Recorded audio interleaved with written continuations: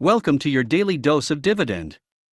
AT&T is a Fortune 500 company within the telecom services industry. The stock price has underperformed the S&P 500 index over the last 10 years, even with dividends reinvested. Let's briefly analyze some key fundamentals. Data is based on a 5-year average. Sales growth, 0.6%.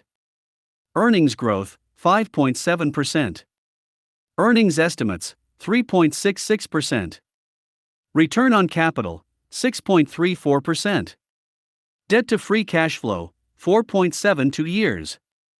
Share buybacks, no. Now for some dividend metrics. Dividend yield, 8.82%. Payout ratio, 61.18%. Growth rate, 1.51%. Growth years, 0 years. That gives AT&T 3 out of 10 points. Ouch, that's a terrible score. You might want to reevaluate AT&T as a dividend stock for your dividend portfolio.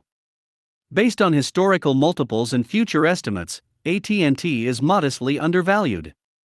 Don't forget to subscribe and please come back tomorrow for another quick analysis. Have a great day.